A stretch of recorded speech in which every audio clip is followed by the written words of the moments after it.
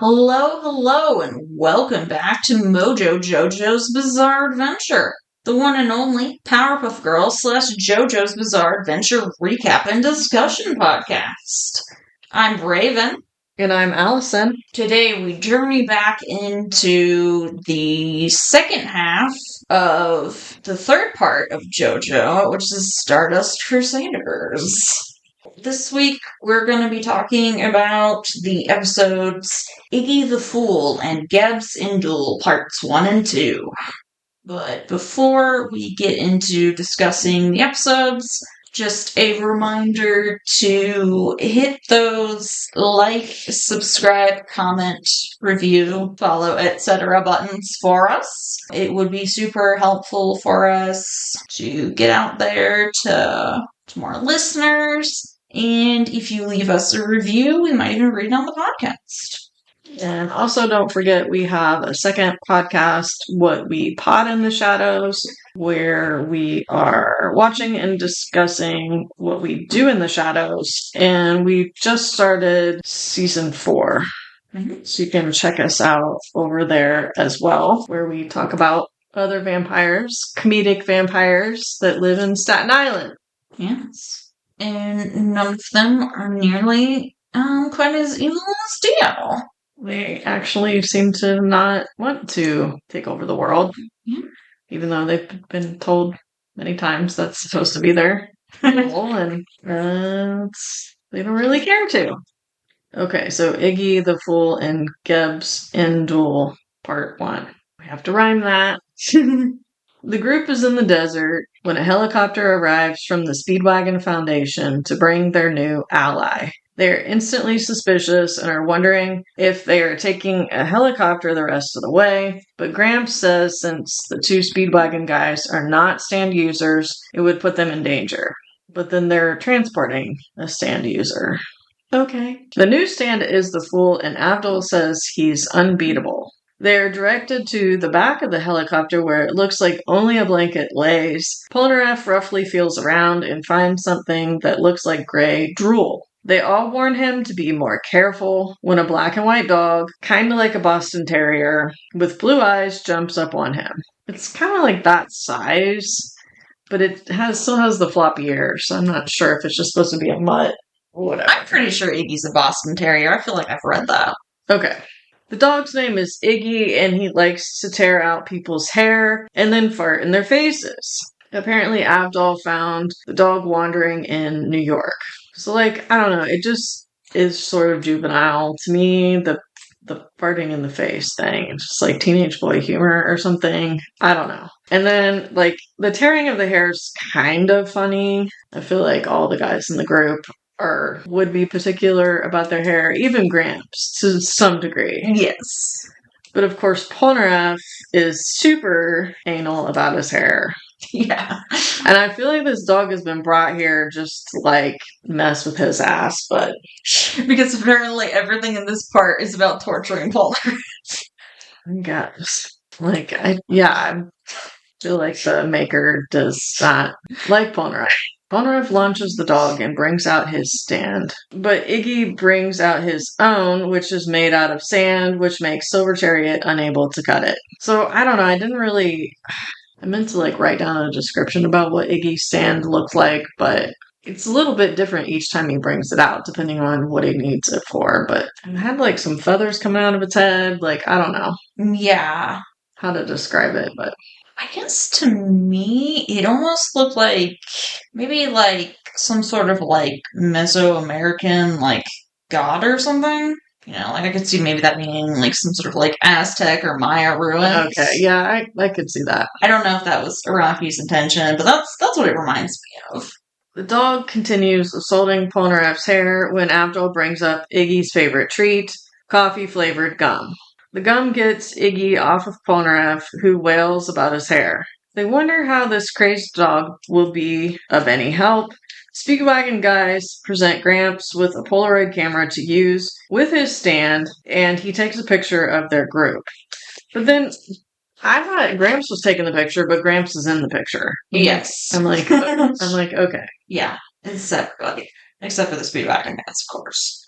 The dog is after Polnareff again, and the Speedwagon guys prepare to leave. Gramps asks about Holly and is told she only has 2 weeks left. Nothing is helping her. They have information about Dio, however. He met with 9 people, and that's basically all they know. Presumably 9 new stand users. However, the only card left is the world, which should be Dio. So are there actually 9 more stand users? Also, Dio's head hasn't quite adjusted to his new body. And I pondered, hasn't it been 100 years already? I don't know why the phrasing of that just made me think of Krang and his robot body. Smart dude. The dog sniffs up at a cliff where the stand user in Duel is. He seems to be blind, using a cane to get around. He muses about the Joestar group knowing they're in Egypt because of the tsetse fly. They drive off in a Jeep, or maybe a dune buggy. I'm not totally sure. I'm bad with vehicles. Yeah, I just rode on a Jeep myself. And Polnareff is salty because the dog is in the back seat and they're in the trunk area, which doesn't really make sense because they're like 3 big dudes. Yeah. When they come across the crashed Speedwagon chopper, helicopter, but it's a chopper. I'll be alright. The pilot is already dead with his mouth full of water and a fish somehow with his fingers bloody from scratching at the copter. He appears to have drowned. The other guy is alive but seems dehydrated. When they offer him water from a canteen, he freaks out and says the water attacked them. Then a hand made of water comes from the canteen and rips his head off.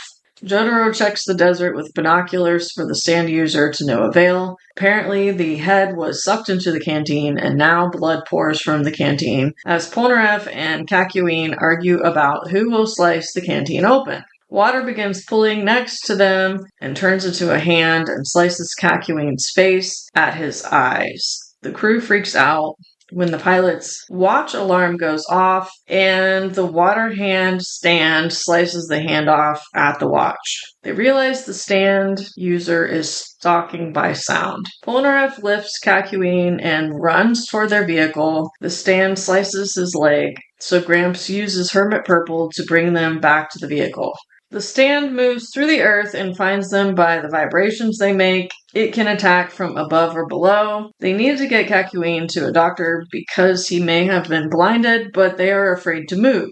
The stand attacks the car with water at the one wheel and starts pulling it into the sand, but Iggy sensed it and jumped out of the car ahead of time. Indul considers killing the dog first, as it knows where he is located, but then Iggy naps instead of helping the Joestar group, so he continues to attack their car.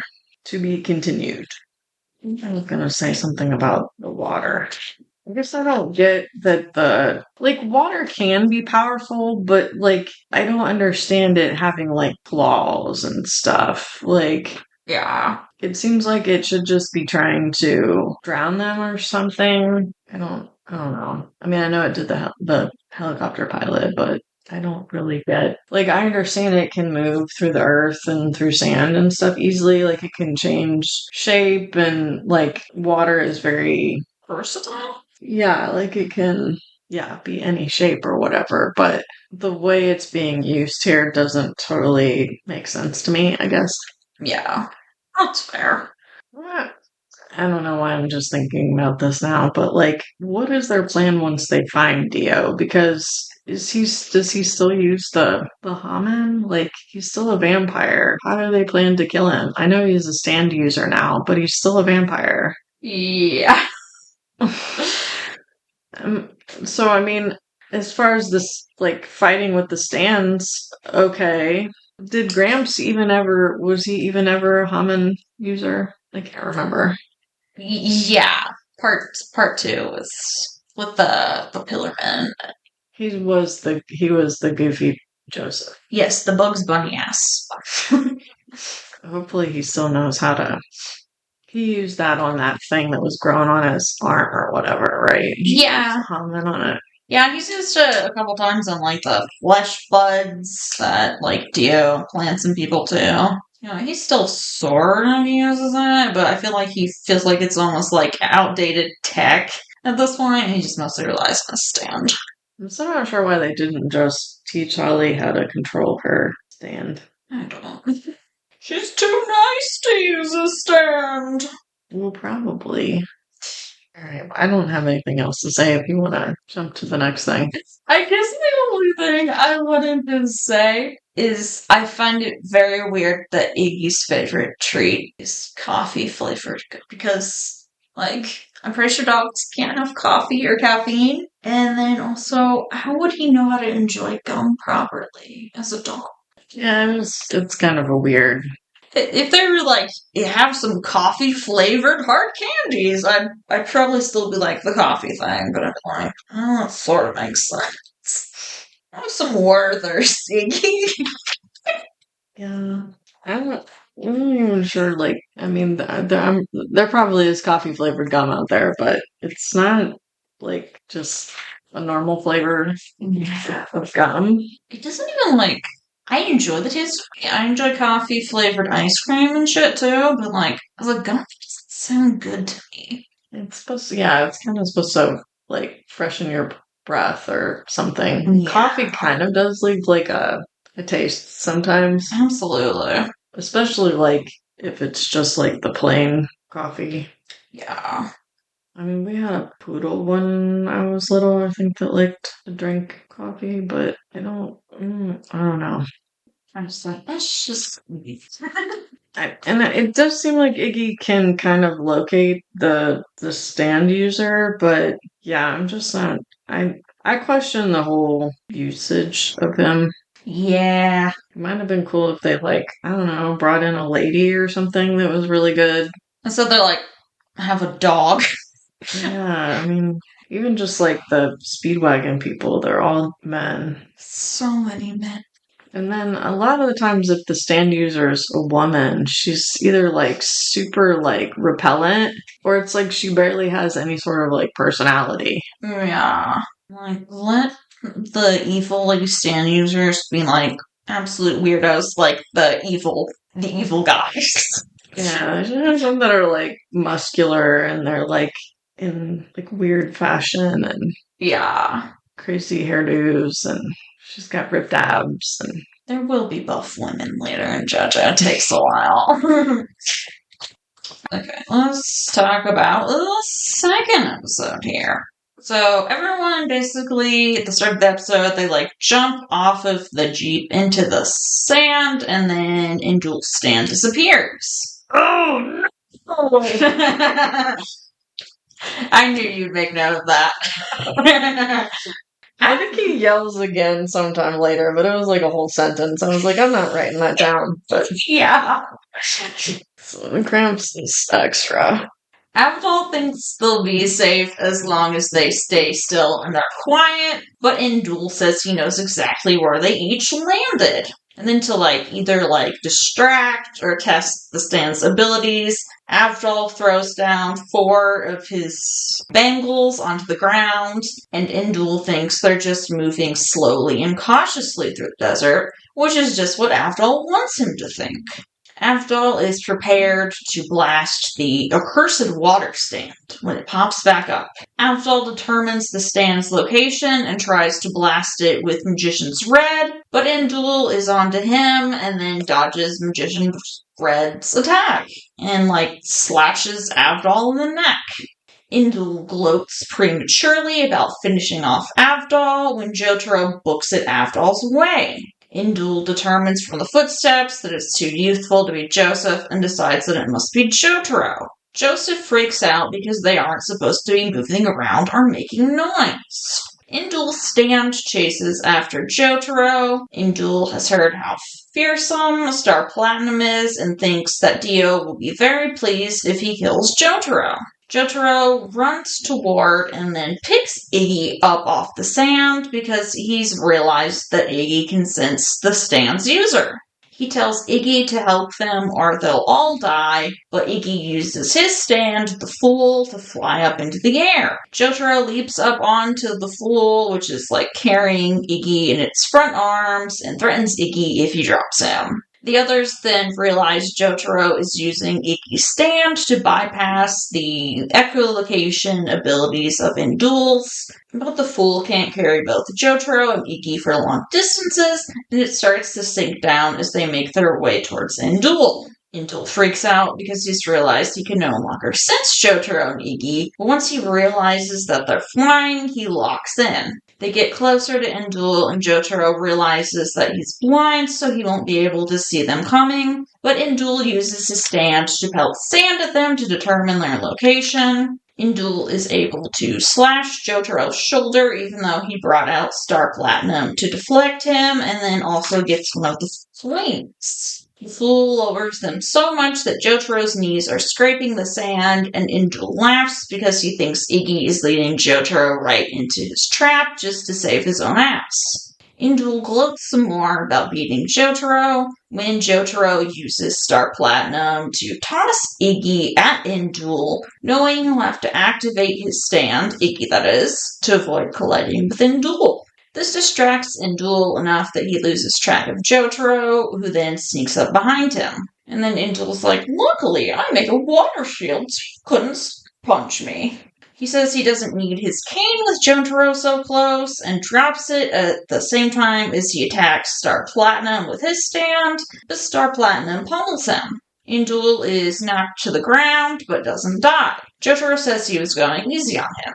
Jotaro wants to get information out of Indul, but Indul uses his stand to stab himself through the brain, so Joseph can't use Hermit Purple to read his mind to find out Dio's plans. Jotaro's like, why are you so loyal to Dio? And Indul's like, Dio's the only person who truly made me feel seen, and goes on about how powerful and hot Dio is.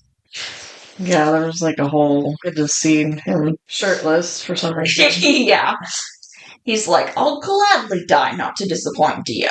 He says his stand is based on the Egyptian god Geb, a god of the earth, which really bugged me that it's a water stand, but then it's an earth god. Jotaro is confounded by all this Egyptian god talk. Jotaro goes back to Iggy and sort of apologizes to him for having dragged him out into the desert for some human nonsense. Jotaro begins to walk away, but Iggy presents him with his hat, which Geb knocked off earlier, and Jotaro's like, maybe you're not so bad after all, until he realizes Iggy put gum in his hat. After the credits, a trapped comic book artist encounters a young boy with a comic called Oingo Boingo Brothers Adventure. He geeks out about the art and bribes the boy to let him see the comic for snacks and binoculars. He thinks the art and story are weird, but wants to buy the comic book from the boy until his older brother shows up and tells him to piss off. The older brother scolds the younger brother for talking to strangers, and then says that they're headed to Aswan to drop off their friends to get treatment, which I'm assuming is that they're dropping off Kakyoin because of his eyes. The younger brother shows the older brother a page of the comic, and they decide to take a different bus to Aswan instead. It is revealed that the young boy's comic predicted the artist's death by impalement. I guess he was on the bus, and it's like he got like impaled by like a telephone pole or something. Yeah, there was a bus accident. Yeah. So they decided not to get on that bus because the comic books is the future. I don't know if we needed that big of a thing about the next episode. No, not really.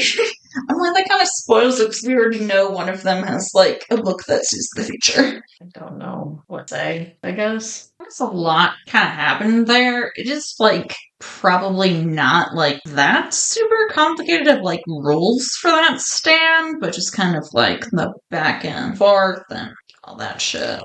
I just don't get the water being sharp or whatever, cutting people. Yeah. I don't understand that part. Like, I get him using the vibrations. I understand, like, the stand being able to move through the, like, especially the sand, because water can move through, like, anything. Yeah. Like, they were even saying it could locate them up in the sky. Like, I don't get that part. I guess, I know there's, like, moisture in the air. I don't know. When he died, did you say he evaporated away? Oh, no, I forgot about that part. I couldn't remember what happened when he died, so I didn't write it down. But yeah, and just being able to slash, because, like, water, I don't know. I know, like, like people fall from far distances, and if they hit water, like it is still like hitting concrete, that it can be hard that way. But yeah, I'm just not. I don't know the slashing part. And then maybe we need to see, like, I hate to say this, but like an episode with Dio and him like establishing these relationships, because I'm just not seeing that out of him. Yeah. Because he's always been like an asshole. Absolutely. Like a shit human being. So I don't understand these people like, oh, because like he just resurfaced. So how does he have this relationship with Indul? Or even the old lady? Yeah. There's no time to have that type of a like that you would die for him relationship when it's just over, like, because he just resurfaced from or has it been a couple years? It's been a couple of years. At the beginning, I think it's like 3 or 5 years.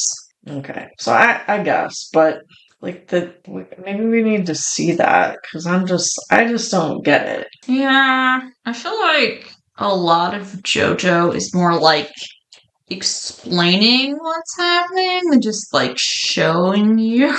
Well, then I think Jotaro said that the Dio has a cult. So it's like something with he's charismatic or something. But again, I'm not really seeing that myself. But I guess maybe I wouldn't fall for a cult. I don't know. Or maybe it's kind of like, I don't know, like the right word, but like people who get in like skinhead groups or whatever, like they're lonely, or like these groups online of like lonely men or whatever. It doesn't explain the old lady, but yeah. Dio's recruiting insects. Yeah, like where maybe they've been outcast and Dio's like giving them shit to do and making them feel important or something. I don't know. But again, I feel like they're not showing that. Like every once in a while they'll show Dio, but they're not really showing this part. Yeah. They just like talk about like, oh, Lord Dio is so great and powerful and ripped.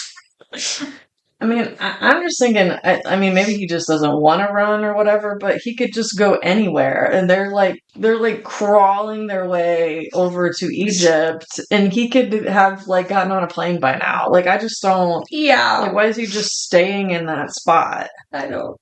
He could go be underground, or like be in a submarine, or like go in some jungle in South America and disappear. Like I don't get it. I know you gotta put on your suspenders of disbelief and just go with the story, but I'm one that just like plot holes and stuff just bother me.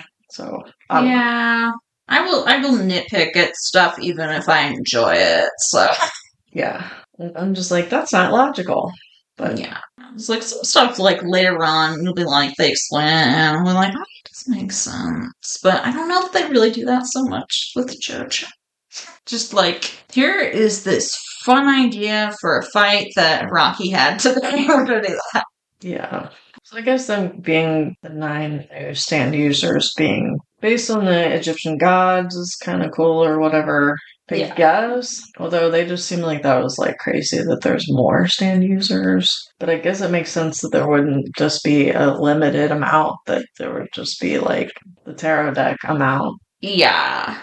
I don't know. I feel like they need to find some more stand users that are like good people to join them or something. Yeah, yes. There's just so many that are just like absolute dirtbags. I think one of them's gonna have to like befriend Iggy or something. This is like not really gonna work out. Although Abdul should be friends with them, right? Think maybe, because he did like rescue him off the street. So maybe he'll calm down or do what Abdul says. Yeah, I don't remember a ton about, like, I guess Iggy's character development throughout this part, so. No, I don't have anything else, I don't think. I have my trivias. Okay. I technically, I didn't write this down, so I'm just assuming that Iggy is named after, like, Iggy Pop. Yeah. Indul is named after a Senegalese singer, Youssou N'Dour. He's apparently he's one of the most famous, singers in Africa. I've not heard of this dude before, but I don't have to have heard of everyone that Iraqi references. Yeah. And then, of course, Indul's stand is named after the Egyptian god of the earth, Geb, even though he has water powers with his stand. I guess he was feeling vibrations through the earth, though. Yeah, I guess. But the stand itself, they kept calling it a water stand. Yes. So, yeah. So, in Egyptian mythology, Geb is his wife / sister, because ancient mythology almost always has to do with incest, is the sky goddess Nut, and they together they're the parents of 5 other gods: Isis, Osiris, Horus, Set, and Nephthys. His, animal that is, symbolizes him or whatever is the goose. And he was so powerful that his laughter created earthquakes.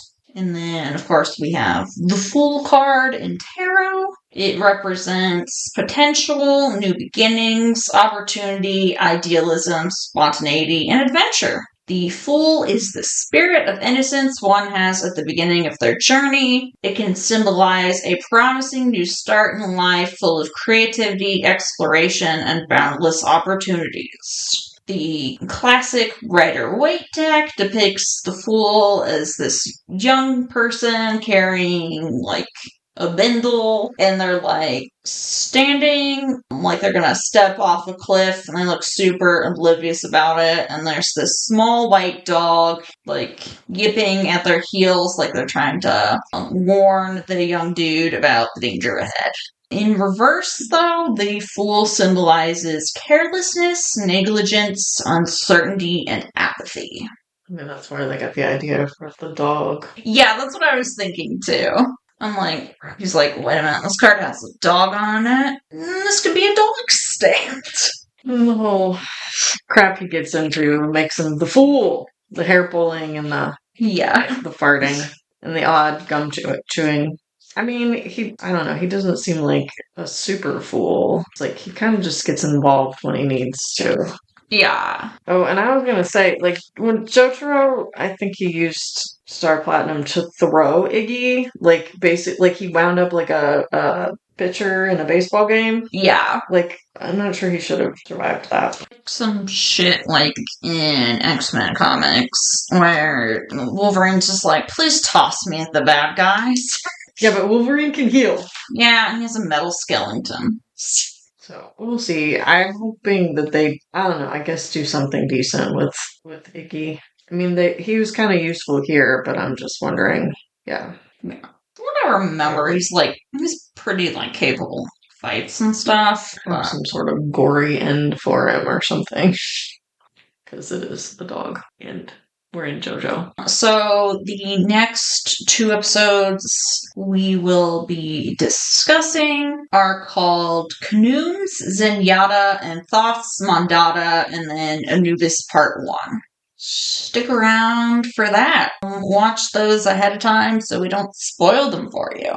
Well, we've already spoiled what's happening next. Yeah. But I'm not sure if both those boys have stands. One of them does. Because you could kind of have, where you could see the future, but that wouldn't necessarily make you, you wouldn't have to be a stand user.